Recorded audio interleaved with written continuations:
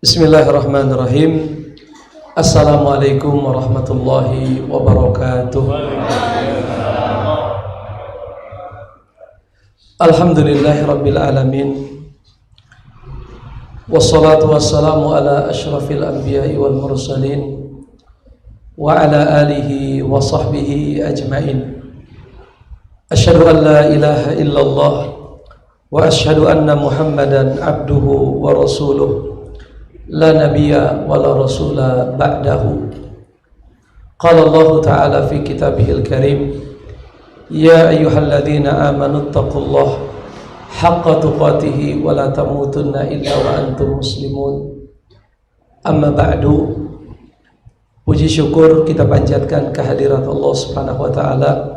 Salawat beriring salam mudah-mudahan tercurah limpahkan keharibaan baginda Rasulullah Muhammad sallallahu alaihi wasallam.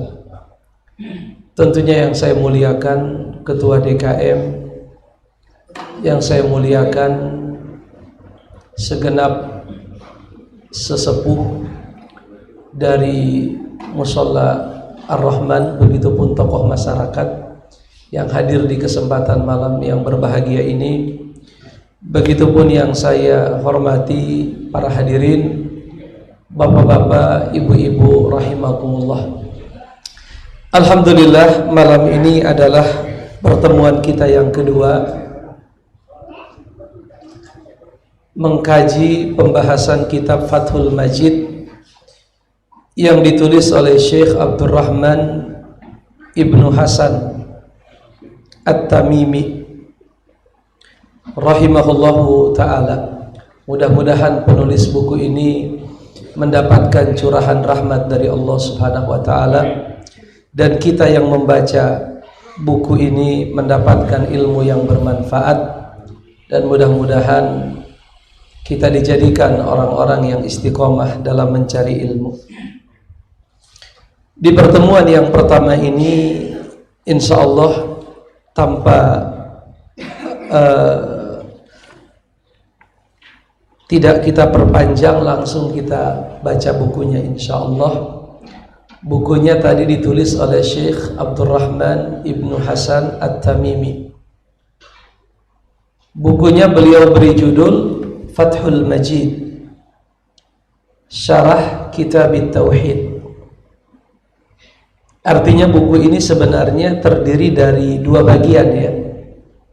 Kalau syarah berarti penjelasan.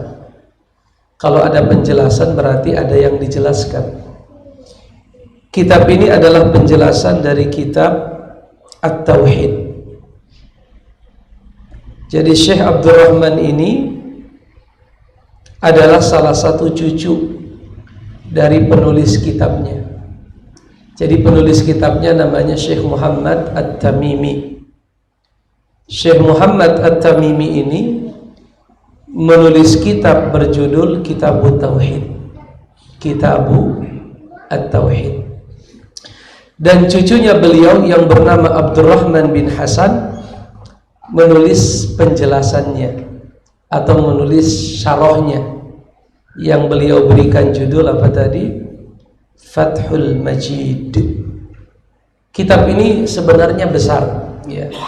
Kalau kita lihat terjemahnya saja barangkali lebih dari 500 sampai 600 halaman. Ini aslinya saya rasa terjemahnya lebih tebal sekali terjemahnya ya. Ada yang sudah punya?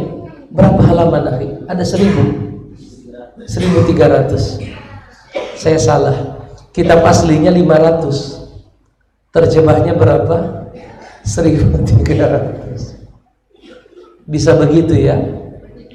Aslinya 500, terjemahkan ke bahasa Indonesia jadi seperti itu. 1300. 2 kali lebih. Luar biasa. Oleh karenanya pembahasan ini panjang, insya Allah. Mudah-mudahan disehatkan badan kita oleh Allah Subhanahu wa ta'ala, ditetapkan iman dan Islam kita, dan mudah-mudahan kita termasuk orang-orang yang istiqomah. Karena buku ini dua bagian, Ada yang kita sebut dengan matan, itu berarti aslinya matan. Kalau matan itu pemiliknya Syekh Muhammad At-Tamimi. Kalau syarah biasanya di bawah matan. Matan itu biasa dikasih apa? Kotak. Nah, itu matannya di dalam, lalu di bawahnya syarah. Syarah itu penjelasan, itu milik Syekh Abdurrahman bin Hasan. Jadi kalau ada yang bawa buku, nanti saya bilang lihat matan, nah, berarti di atas itu yang ada apanya? Yang ada kotak atau dicetak tebal biasanya. Kalau saya lihat syarah berarti apa bahasa Indonesianya syarah? Penjelasan, rincian dari matan. Penulis kitab ini Sahibul Matan yaitu Syekh Muhammad Ibnu Abdul Wahhab At-Tamimi memulai kitab ini dengan ucapan Bismillahirrahmanirrahim. Jadi buku ini dimulai dengan ucapan apa? Bismillahirrahmanirrahim. Itu matan. Matannya berisi apa? Lapas Bismillahirrahmanirrahim. Tentunya Bismillahirrahmanirrahim ini memiliki pembahasan yang cukup luas. Misalnya kita lihat dari sisi kenapa penulis membawakan bismillah, kira-kira apa jawabannya jamaah sekalian? Kenapa beliau Syekh Muhammad At-Tamimi memulai bukunya dengan bismillah? Saya kasih jawaban misalnya, dan jamaah menambahkan sebagai bentuk mengikuti kitabullah, yaitu Al-Quran. Karena Al-Quran dimulai dengan bismillah. Betul tidak? Betul ya.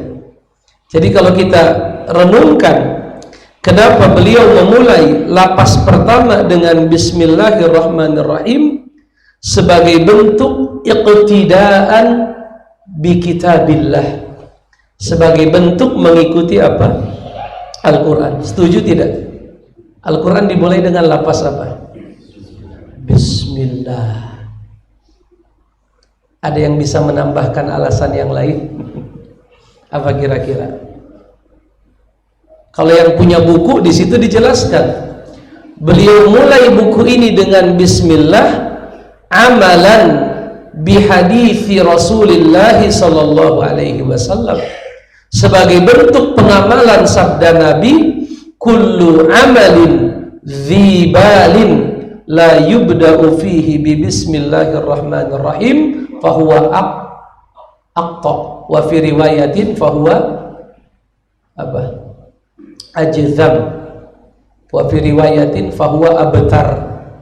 Banyak riwayatnya. Setiap amal kata Nabi yang tidak dimulai dengan lafaz bismillahirrahmanirrahim fahuwa aqta, maka amal itu disifati dengan aqta, putus. Kira-kira putus dari apa, Bang? Putus dari keberkahan. Jelas ya?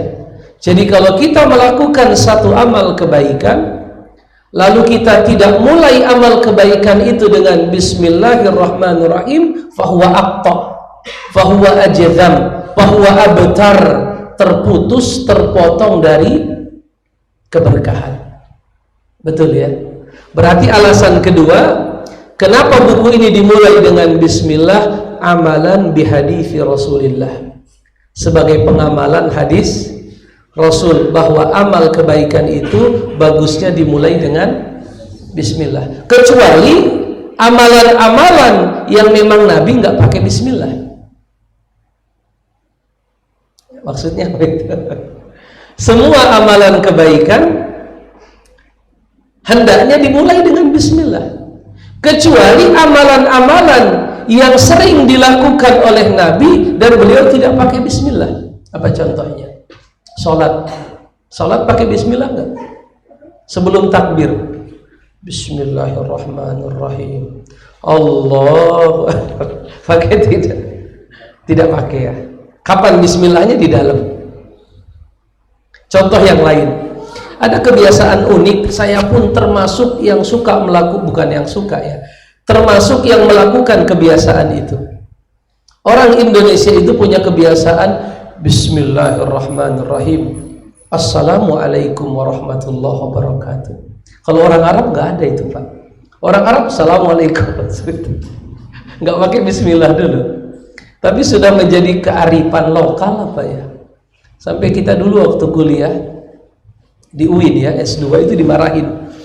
Itu langsung aja Assalamualaikum, nggak perlu pakai Bismillah katanya. La aslalahu. Itu kebiasaan yang tidak memiliki asal dari perbuatan Nabi dan para sahabat. Jelas ya jamaah ya. Atau misalnya Nabi kalau doa Allahumma rabba hadhihi da'wati tammah, itu kan nggak perlu pakai bismillah, langsung saja Allahumma rabba hadhihi da'wati tammah wa salatil qa'imah. Tapi kalau kebaikan-kebaikan yang sifatnya umum, yang tidak Nabi jelaskan secara tafsil atau terperinci, silahkan pakai bismillah. Silahkan pakai bismillah. Setelah kita membaca hadis ini, barangkali ada tambahan yang ketiga. Beliau mulai dengan bismillah sebagai bentuk mengikuti Al-Quran, sepakat. Beliau mulai dengan bismillah sebagai bentuk pengamalan hadis Nabi. Dan setelah kita baca hadis Nabi, kita mendapatkan poin yang ketiga. Beliau mulai kitabnya dengan bismillah sebagai bentuk tabarrukan, sebagai bentuk mencari keberkahan dari nama Allah Subhanahu wa ta'ala, yaitu lafzul jalalah Allah dan juga Ar-Rahman dan Ar-Rahim. Tabarrukan. Apa itu tabarrukan? Sebagai bentuk mencari keberkahan. Seolah-olah beliau berkata Bismillahirrahmanirrahim aktubu. Apa maksudnya itu? Apa itu maksudnya? Ketika beliau menulis Bismillahirrahmanirrahim, ada kata kerja yang disembunyikan. Bapak ingin membaca buku, baca buku ya. Kita baca buku apa saja. Taruhlah kita baca buku hadis, kita mulai dengan Bismillahirrahmanirrahim. Lalu kita buka halaman pertama. Sebenarnya setelah kata Bismillah itu ada lapas yang disembunyikan. Kira-kira apa itu lapas yang disembunyikan? Saya mulai membacakan begitu. Betul tidak? Kalau saya memegang air, nah ini air minum, saya katakan begini, Bismillah, lalu saya minum. Ada nggak lapas yang disembunyikan? Apa itu lapasnya? Bismillahi asyrobu, kan? Betul tidak? Bismillahi asyrobu, artinya dengan menyebut nama Allah saya minum. Tapi lapas kata kerjanya diapakan? Kalau bahasa Arab namanya apa? Mahdzuf, dihadzaf. Apa itu dihadzaf? Dihapus. Mahdzuf artinya dihapus. Karena sudah dibuka saya minum dan sudah ada Bismillah. Bismillah.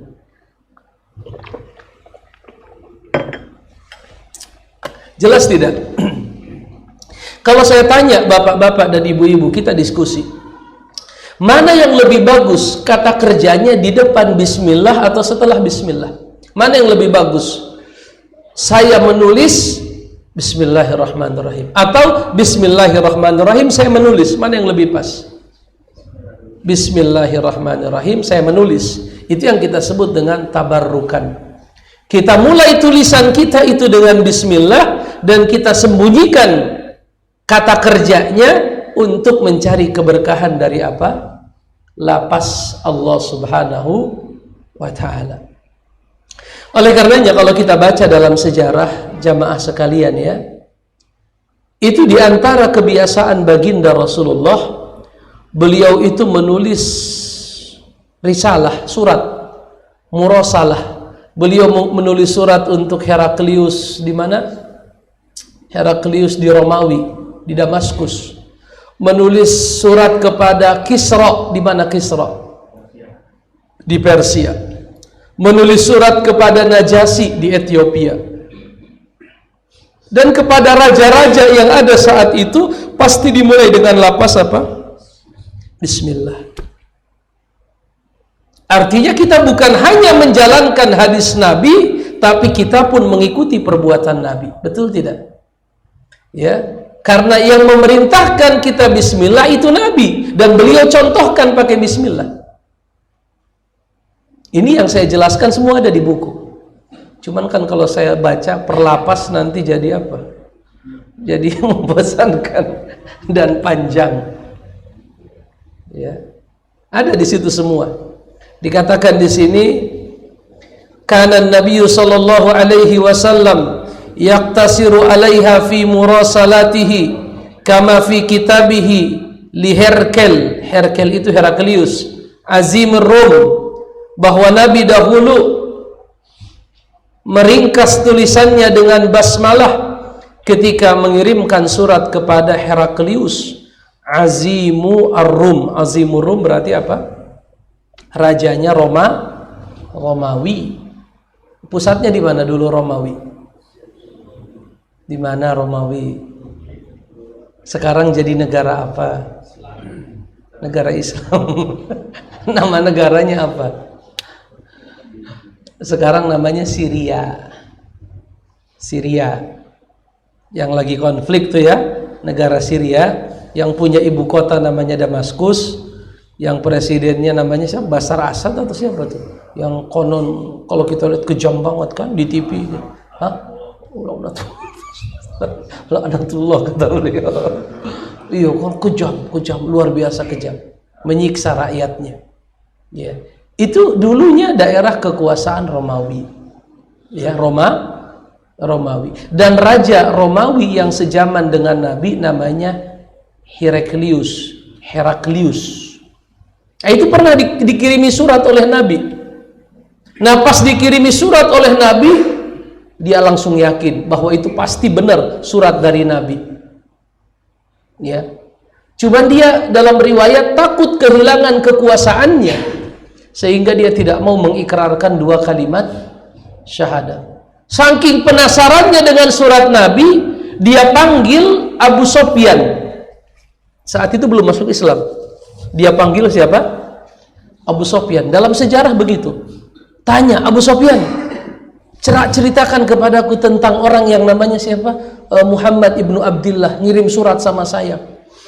Dari keluarga bagaimana dia? Bagaimana kondisi pengikutnya? Dijelaskan semua sama Abu Sofyan. Dia itu dari keluarga yang nasabnya paling mulia. Dia memerintahkan kami sholat hanya beribadah kepada Allah, melarang kami menyembah berhala. Diceritakan semua. Pengikutnya adalah orang-orang lemah.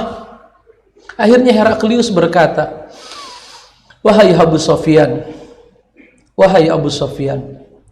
seandainya yang kau ceritakan itu benar, semua yang kau ceritakan itu seandainya benar, sungguh kekuasaan orang itu akan sampai tepat di bawah telapak kakiku ini. Jadi tempat di mana aku berdiri bentar lagi akan dia kuasai. Disitulah awal Abu Sofyan mulai apa tuh? Mulai oleng. Waduh, ini musuh saya ternyata. Di kemudian hari Abu Sofyan masuk Islam. Jelas ya. Jadi di situ mulai Abu Sofyan hatinya mulai apa? Terbuka. Karena boleh dikatakan setelah peristiwa perang Badar, tidak ada pimpinan tertinggi Quraisy kecuali siapa? Abu Sofyan. Yang lain sudah apa? Sudah tewas dalam perang Badar. Itu kan rata-rata dedengkotnya musyrikin ya. Sisanya ya cuma Abu Sofyan yang jadi panglima itu. Ya, masuk Islamnya bertepatan dengan Fathu Makkah.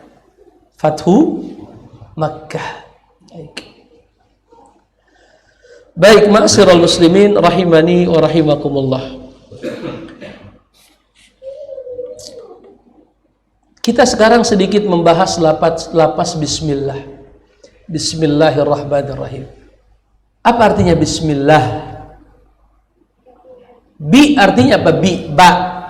Ba kemasukan ismun, jadinya bismi ya. Jar majrur. Apa jar majrur?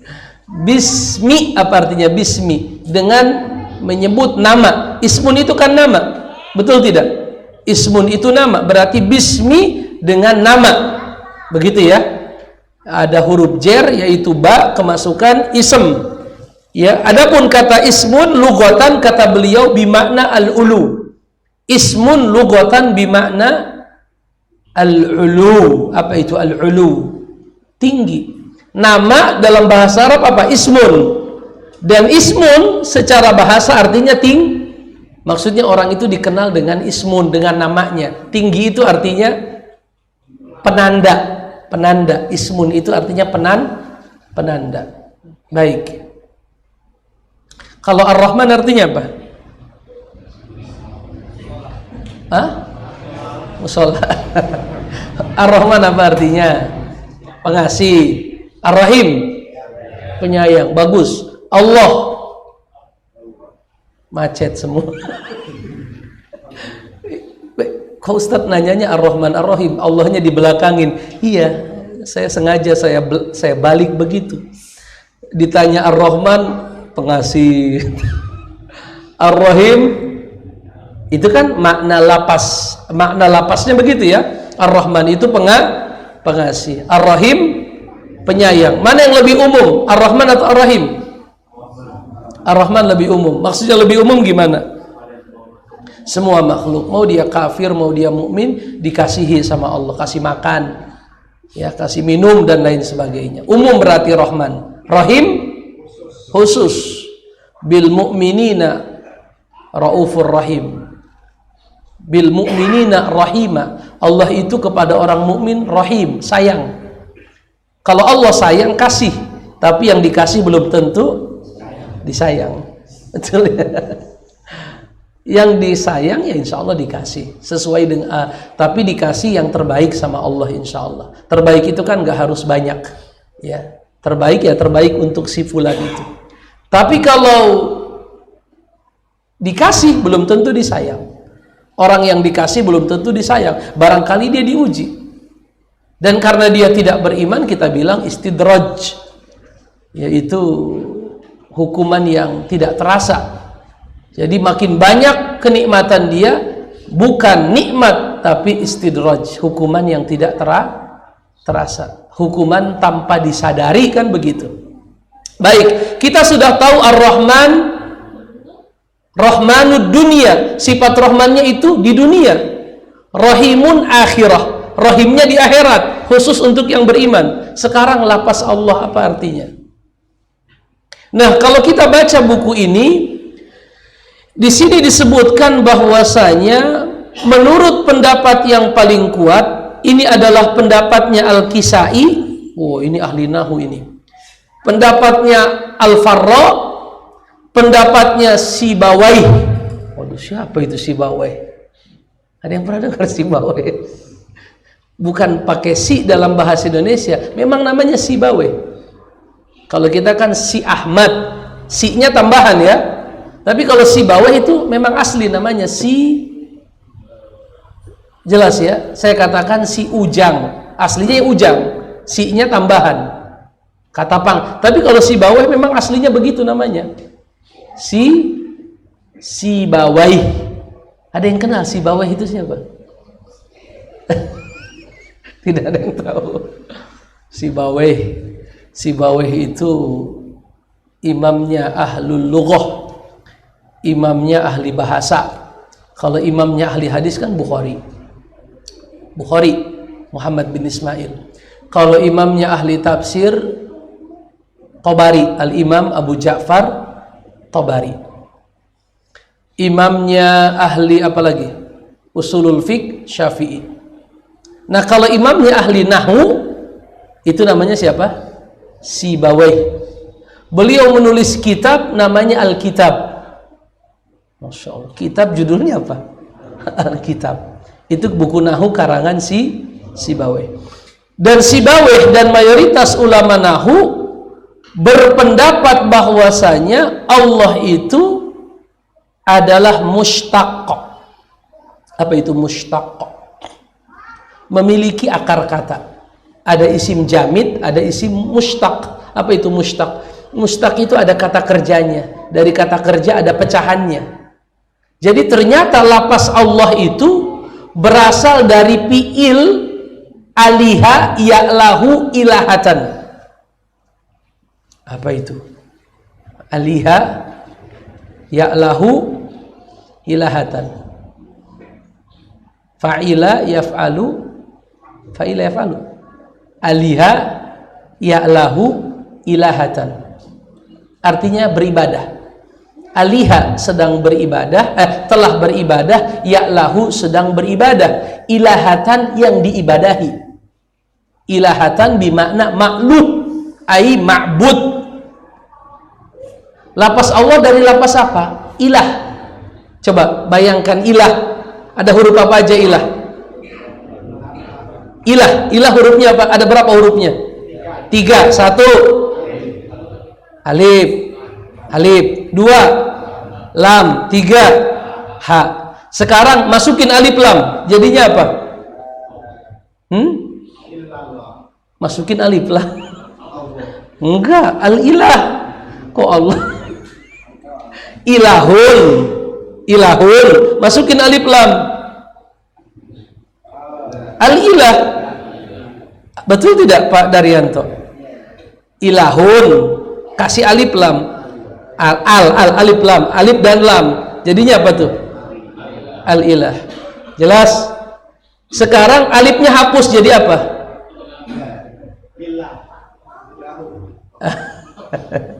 Karena alifnya dihapus, maka lam pertama dengan lam kedua diidghamkan, disatukan. Maka jadinya Allah. Terbayang tidak? Enggak kebayang.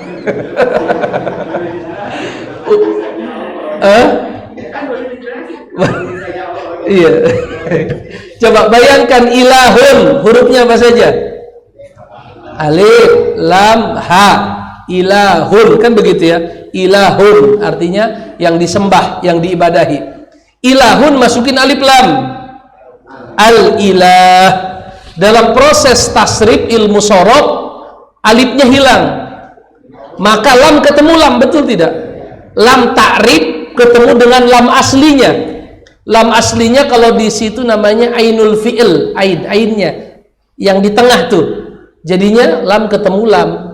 Jadinya diidghamkan istilahnya, jadinya Allah. Jadi lafaz Allah itu dari lafaz apa? Ilah.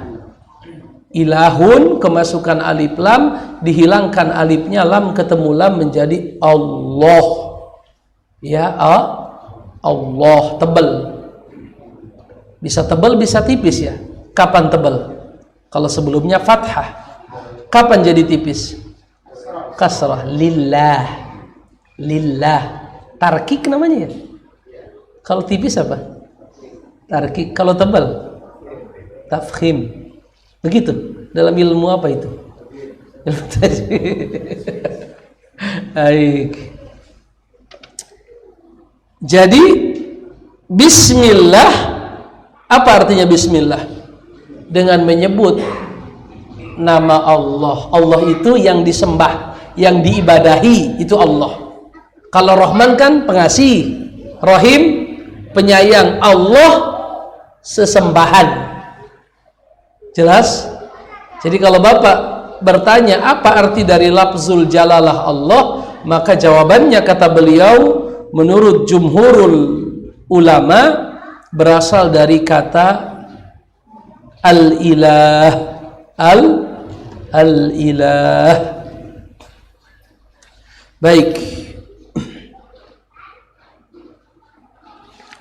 Baik, di situ ada penjelasannya panjang, tapi kita tidak bacakan untuk mempersingkat. Di situ ada sedikit penjelasan. Dikatakan Ar-Rahmanu bijami'il khalqi. Rahman itu kepada semua makhluk. Ar-Rahimu bil mu'minin. Sedangkan rahimnya khusus untuk siapa? Al-mu'minin. Oleh karenanya dalam hadis diriwayatkan, Inna Isa bin Maryam qala, sesungguhnya Nabi Isa pernah berkata, Ar-Rahmanu rahmanul akhirah wa dunya, Rahman itu Rahman akhirat dan Rahman dunia. War-Rahimu Rahimul akhirah. Sedangkan Rahim akhirat. Baik. Sudah beres kita membahas apa? Bismillahirrahmanirrahim. Setelah itu kembali ke matan. Tadi yang saya sebutkan panjang itu namanya apa itu? Syarah. Syarah ya. Syarah atas apa? Atas matan. Matannya apa? Bismillahirrahmanirrahim. Syarahnya tadi yang kita sebutkan tuh dari sini. Sekarang kita membaca matan selanjutnya. Muallif rahimahullah setelah menulis Bismillahirrahmanirrahim, beliau mengucapkan lafaz alhamdulillah. Apa? Berarti sambungan matanya apa? Bismillahirrahmanirrahim. Alhamdulillahi, itu sambungannya. Ini beliau akan bahas alhamdulillah. Di sini beliau berkata karena pendek kita baca. Karena pendek kita baca. Alhamdu maknahu as-sana'u bil kalami alal jamili ala wajhi at-ta'zimi. Yang dimaksud dengan alhamdu adalah as-sana'. Apa itu as-sana'? Sanjungan. Alhamdu artinya apa? Sanjungan. Bil kalami, apa artinya bil kalami? Dengan kalam. Yang namanya sanjungan itu dengan apa? Dengan kata. Ya, Bapak mengatakan Ar-Rahman, Ar-Rahim, Al-Malik, itu sanjungan bukan? Dengan apa kita menyanjung? Bil kalami. Selain dengan kalam, dengan apa lagi kita bisa menyanjung? Bil qalbi, betul tidak? Kita nggak ngucapin Ar-Rahman, Ar-Rahim, tapi di sini kita mengingat Ar-Rahman, Ar-Rahim. Sama ya? Berarti memuji itu bisa dengan lisan, bisa dengan qalbu. Jelas ya? Itu alhamdu. Hamdu dengan apa? Lisan dan qalbu. Kalau syukru, bisa nggak dengan lisan? Bisa. Gimana syukur dengan lisan? Alhamdulillah. Bisa nggak dengan qalbu? Bisa. Meyakini bahwa itu dari Allah. Qalbu, syukur. Bisa nggak dengan perbuatan? Bisa nggak? Gimana syukur dengan perbuatan? Hah? Banyakin ibadah kan begitu. Nabi sholat sampai yatafattar qadamahu. Nabi itu sholat sampai bengkak kakinya. Lalu ibunda kita Aisyah berkata, lima fa'alta haza, kenapa harus begitu? Wa qad ghafarallahu laka ma taqaddama min zambika wa ma ta'akhkhar. Yang dulu yang akan datang sudah diampuni. Apa jawaban Nabi? Afala akuna abdan syakura. Apakah boleh, nggak boleh saya menjadi hamba yang? Berarti syukurnya Nabi dengan apa? Dengan salat. Berarti sudah ketahuan bedanya. Kalau alhamdu dengan apa? Lisan bisa, hati dengan pujian bisa nggak? Gimana? Alhamdu dengan perbuatan. Kalau alhamdu dengan lisan bisa.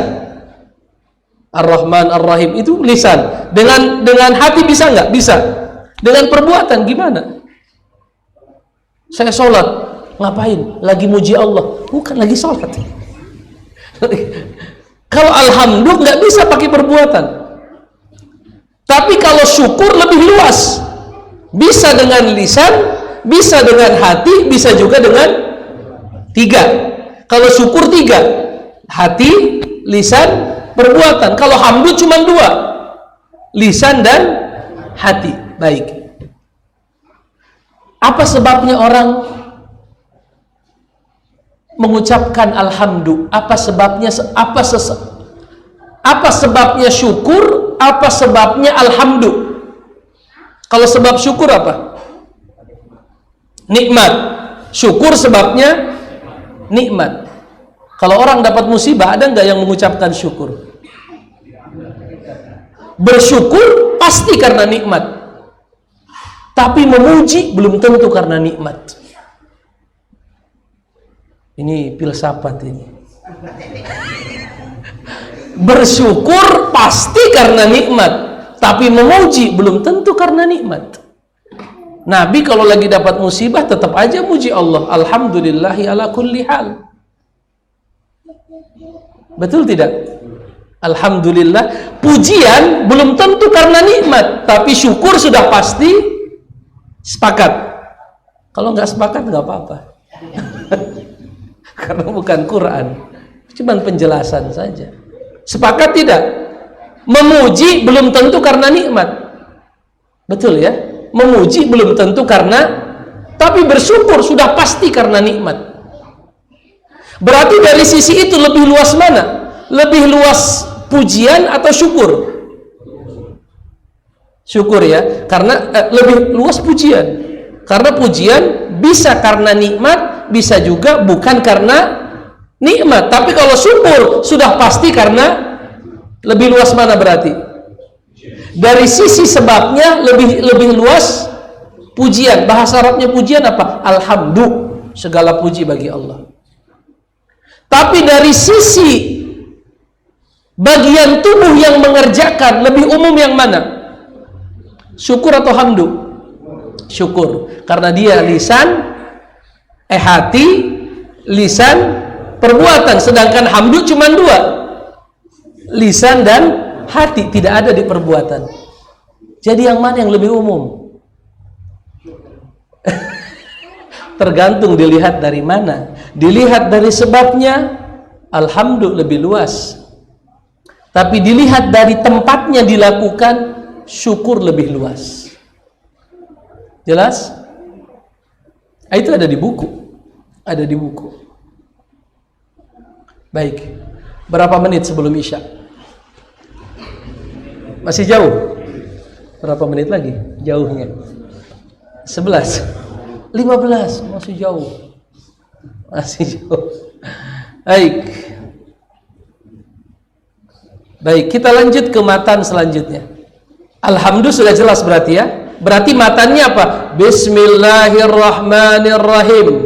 Alhamdulillahi, sampai situ saja. Lalu matan selanjutnya, wa sallallahu ala Muhammadin wa ala alihi wa sallama wa ala alihi wa sallama. Di sini beliau menjelaskan apa sih arti dari wa sallallahu. Allah bersalawat, betul ya? Innallaha wa malaikatahu yusalluna 'alan nabi. Kalau saya bilang manusia bersalawat kepada Nabi, apa arti salawat di situ? Apa arti salawat di situ? Mendoakan berarti. Salawat manusia untuk Nabi adalah mendoakan. Jelas? Salawat makhluk untuk Nabi apa? Mendoakan. Jelas tidak? Saya ulangi lagi. Salawat makhluk untuk Nabi, kita kan makhluk nih manusia. Salawatnya makhluk, kita nih makhluk manusia. Untuk Nabi itu apa isinya? Doa. Doa ya. Salawat kita manusia untuk Nabi adalah mendoakan kebaikan untuk beliau. Gampang, mendoakan kebaikan untuk beliau. Tapi kalau salawat Allah untuk Nabi apa pengertiannya? Apakah mendoakan juga? Terus siapa yang ngabulin kalau begitu? Apa dong artinya? Siapa yang tahu? Para ulama salaf di sini disebutkan, sebagaimana disebutkan oleh Imam Bukhari dalam kitab Sahih Bukhari, dari seorang tabi'in yang bernama Abul Aliyah. Siapa? Abul Aliyah, ada di buku, yang punya buku bahasa Arabnya ada. Yang dimaksud dengan salatullah ai thana'uhu alaihi indal malaikah. Allah menyanjungnya di sisi para malaikat. Salawat makhluk untuk Nabi apa artinya? Kita doa agar Nabi dikasih maqaman mahmuda, tempat yang paling mulia. Itu salawat kita untuk Nabi. Tapi salawatnya Allah untuk Nabi apa? Sana'uhu, yaitu Allah memujinya, Allah memuliakan. Kalau di Quran apa ayatnya? Inna syani'aka bukan inna syani, warafa'na laka dzikrak. Kami angkat namamu ya Rasulullah, sehingga tidaklah disebut lafaz Allah kecuali setelahnya disebut lafaz Rasulullah, baik itu dalam azan, dalam sholat dan lain sebagainya. Jelas tidak? Saya ulangi lagi, apa artinya salawat makhluk untuk Nabi? Doa. Apa artinya salawat Allah untuk Nabi? Memuji. Allah memuji artinya memuliakan. Allah memuliakan Nabi. Artinya Allah sebut tuh di hadapan malaikat, orang yang namanya Muhammad itu akhlaknya kan begitu. Ada nggak ayatnya di Quran? Ada, surat Al-Qalam. Wa innaka la'ala khuluqin azim. Itu kan pujian. Engkau ini ya Muhammad benar-benar di atas akhlak yang sangat azim. Apa itu azim? Agung. Berarti wasallallahu, mudah-mudahan pujian Allah wasallallahu ala Muhammadin, atas Nabi Muhammadin, wa ala alihi ajmain, wa ala alihi wasallama, dan atas alihi, keluarga, alihi keluarga. Hah? Kalau ali Fir'aun apa? Adkhilu ala fir'auna asyaddal adzab. Ada kan di Quran? Wa yauma taqumus sa'atu adkhilu ala fir'auna asyaddal adzab. Dan pada hari kiamat kelak akan dimasukkan ala Fir'aun. Siapa yang tahu ala Fir'aun? Keluarganya Fir'aun atau pengikut Fir'aun?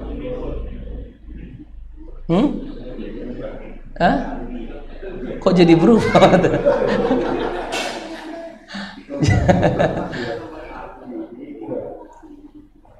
Gimana Pak Haji Aiman? Berarti di sini artinya apa ini? Wa ala alihi sallallahu ala Muhammadin wa ala alihi. Salawat Allah atas Nabi Muhammad dan atas. Bagaimana caranya mencakup sahabat dan pengikutnya? Gunakan kata alihi. Jelas. Karena alihi dalam bahasa Arab bisa memiliki makna yang sangat umum tergantung konteksnya. Seperti tadi ayat yang saya bacakan, adkhilu ala fir'auna asyaddal adzab, masukkan keluarga Fir'aun kepada azab yang pedih. Di situ bukan keluarga, tapi apa? Pengikut, golongan. Maka kalau alihi kita artikan pengikut, mencakup keluarga, sahabat, dan yang datang setelahnya. Itu kecerdasan para ulama. Dia pilih satu kata yang mewakili semua kata yang lain. Alihi bisa mewakili ashabihi, dan alihi mewakili ahlu baitihi. Jelas ya? Maka kata alihi di sini mencakup apa? Semua. Baik itu dari kalangan keluarga, baik itu dari kalangan sahabat, atau yang bukan keluarga, bukan sahabat, mencakup lapas apa? Alihi. Tapi beda cerita kalau konteksnya begini, wa sallallahu ala Muhammadin wa ala alihi wa ashabihi wa atba'ihi wa sallama. Apa artinya? Wa sallallahu ala Muhammadin wa ala alihi wa sahbihi wa atba'ihi wa sallama. Apa artinya? Berarti salawat Allah atas keluarganya, sahabatnya, pengikutnya. Kok bisa berubah-ubah? Ya begitulah keunikan bahasa Arab, keluasan. Jadi tergantung nanti konteksnya. Ya, oleh karenanya nggak sembarangan menafsirkan Al-Qur'an. Jelas rekan-rekan sekalian? Oleh karenanya di situ dikatakan wa qauluhu, dan yang dimaksud dengan ucapan beliau wa ala alihi ai atba'ihi ala dinihi. Ada tidak Abu Sofyan di buku antum? Ada. dicoret-coret. Ada ya kalimatnya begitu. Ai atba'ihi ala dinihi. Yang dimaksud dengan alihi di sini siapapun yang mengikuti agamanya, baik itu keluarganya, baik itu sahabatnya, ataupun yang bukan keluarga dan bukan sahabat. Itu mencakup di kalimat apa? Alihi. Ada tidak Pak Pupuh? Ada ya? Ada di buku. Baik. Berapa menit lagi sebelum azan? 5 menit barangkali. Baik. Ada pertanyaan? Silahkan. Ini menunjukkan apa? Keluasan ilmu para ulama. Ya, kalau matanya tipis, matanya segini nih. Tapi kalau sudah disarah seperti itu, lihat. Kalau kita baca matanya saja, sekali pertemuan bisa beres. Kita baca aja kan, matanya. Ya, tapi kalau sarahnya tebal begitu, orang melihatnya saja udah pesimis. Udah kapan selesainya, pesimis duluan. Dan itu menunjukkan apa? Luasnya ilmu para ulama. Allah kasih mereka ilmu.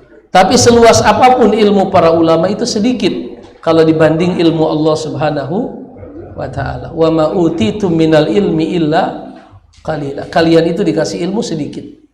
Ibaratnya air laut dimasukkan benang lalu benangnya dicelupin ke laut ya. Lalu diangkat. Nah, yang keangkat itulah ilmu makhluk. Jelas? Kan benang dicelupin ke laut, lalu diangkat. Itu yang nempel air laut di benang, itu ilmu siapa? Ilmu makhluk. Sedangkan lautan itu ilmu Allah Subhanahu wa ta'ala. Bahkan lautan itu nggak bisa menggambarkan ilmu Allah. Walau ji'na bimislihi madada. Seandainya lautan itu kami datangkan seperti itu, nggak akan sanggup menulis apa? Kalimat-kalimat Allah Subhanahu wa ta'ala. Baik. Di luar sudah azan itu. Berarti bukan 5 menit lagi. Habis. Baik. Pak Eko.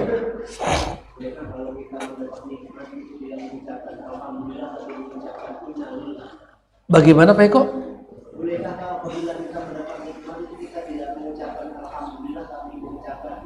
Innalillah, bukan mengucapin alhamdulillah, tapi mengucapin innalillah.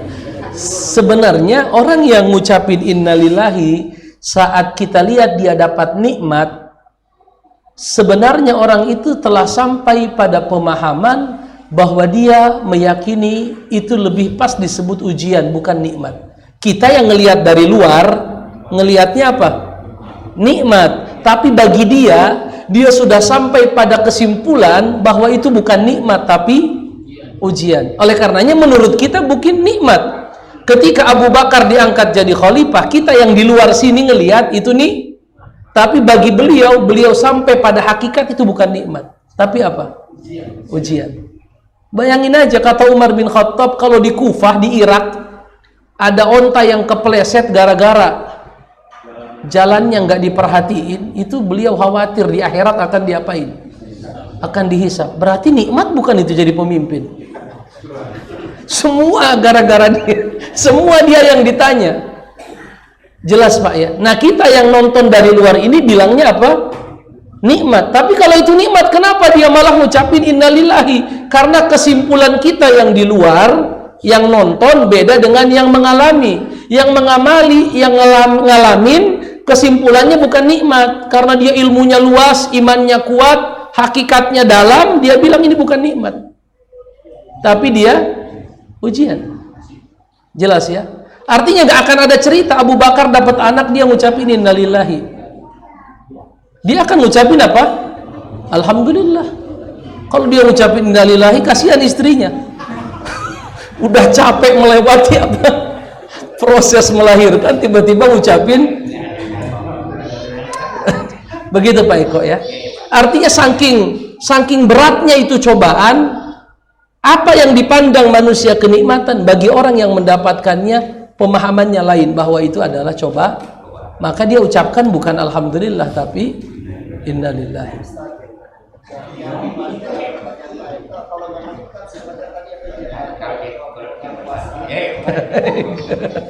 Gimana Pak?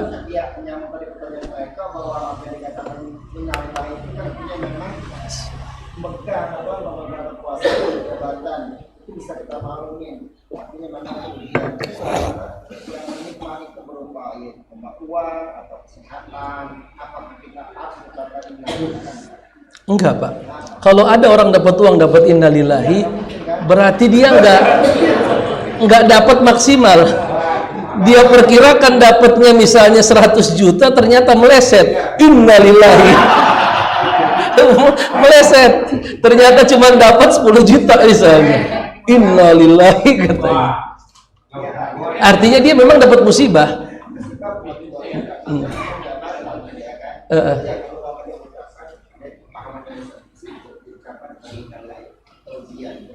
Tidak, Pak. Itu kalau seandainya dia memang dapat nikmat, lalu dia sebut innalillahi, dia telah salah menempatkan lapas. Karena di Quran jelas alladzina idza asabathum musibah qalu. Itu kan jangan dibaca di situ, baca dari awal. Walanabluwannakum bisyai'in minal khauf, satu khauf, takut, wal ju', lapar, naksim minal amwal, kekurangan harta. Nah itu tadi dia perkirakan dapat 100, cuma dapat 10. dia ucapin inna lillahi. Wal anfus, kematian, was samarat, kekurangan buah, wabasyiris sabirin, berikanlah kabar gembira untuk mereka yang sabar, alladzina idza asabathum musibah qalu inna lillahi wa inna. Artinya kalau memang kita rasa itu nikmat, jangan salah-salah mengucap. Tadi istri kita sudah capek-capek melahirkan, pas keluar suara innalillahi, bisa gugat langsung itu, Pak, gugat cerai gitu. Karena salah naro, salah naro, salah menempatkan lapas. Iya, Pak, jelas, Pak. Lapas Cipinang, bukan lapas Cipinang. Lapas Quran. Baik. Allah Akbar.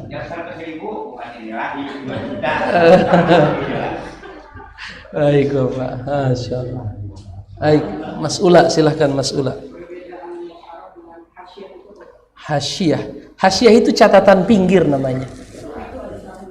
Ada syarah tapi nggak fokusnya, cuman biasanya kalau syarah lebih rumit. Perlapasnya diapain?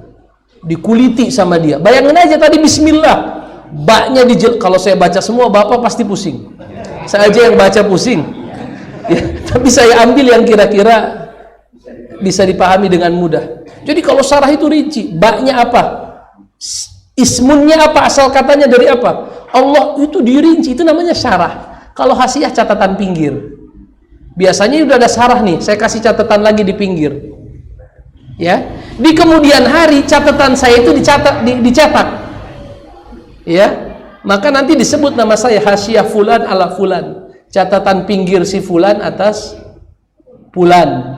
Kalau hasyiah lebih biasanya lebih sederhana. Kalau kitab kuning tuh yang di pinggir-pinggir banyak Kalau syarah di bawah matan persis biasanya. Footnote gini, catatan-catatan ringan begitu. Iya, mungkin. Allah alam bissawab. Satu lagi terakhir. Dua malah tuh.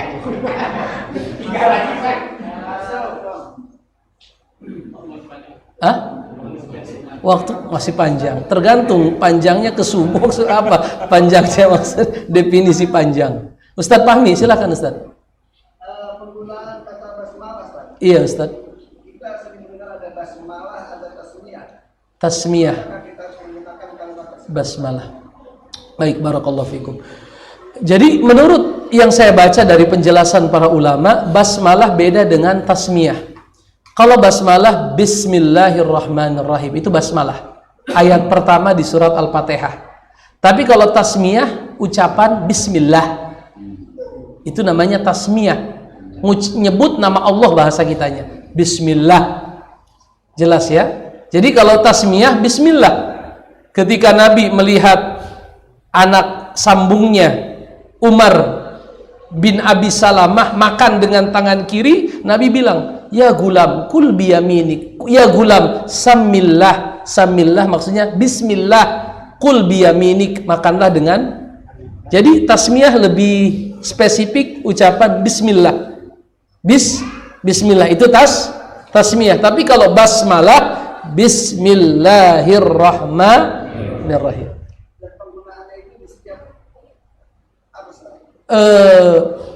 Kalau tasmiyah itu digunakan misalnya nyembelih, tasmiyah atau basmalah? Nyembelih, tasmiyah atau basmalah? Tasmiyah atau basmalah? Hah? Tasmiyah. Kenapa bukan basmalah? La yunasibul maqam. La yunasibul maqam. Kalau bapak baca basmalah ketika nyembelih nggak cocok makomnya. Rahman Rahim tapi sambil gorok. Nggak bisa. Nggak nyambung. Betul tidak, Pak? Dengan menyebut nama Allah yang Maha Pengasih lagi Maha Penyayang, putus urat. Waduh, ini maka tasmiyah bukan basmalah. Itu salah satu perbedaannya di situ. Ya, salah satu berbentuk apa? Perbedaannya di situ. Oleh karenanya ketika kita makan juga, hukum asalnya itu cukup bismillah. Oleh karenanya Nabi bilang kalau kalian lupa ucapkan bismillahi awwaluhu, bukan bismillahirrahmanirrahim, enggak. Bukan bismillahirrahmanirrahim awwaluhu wa akhiruhu, enggak. Tapi bismillahi awwaluhu wa akhiruhu. Jelas ya? Itu namanya tasmiyah. Tasmiyah beda dengan basmalah. Allah alam bissawab. Ini saya harus tanya dulu panitia, sampai jam berapa ini? Sudah baik. Kata panitia sudah, insya Allah kita ketemu lagi di kesempatan yang lain. Insya Allah yang sedikit tapi istiqomah, insya Allah itu lebih berkah insya Allah. Kita tutup dengan doa kafaratul majlis. Subhanakallahumma bihamdika asyhadu an la ilaha illa anta astaghfiruka wa atubu ilaik.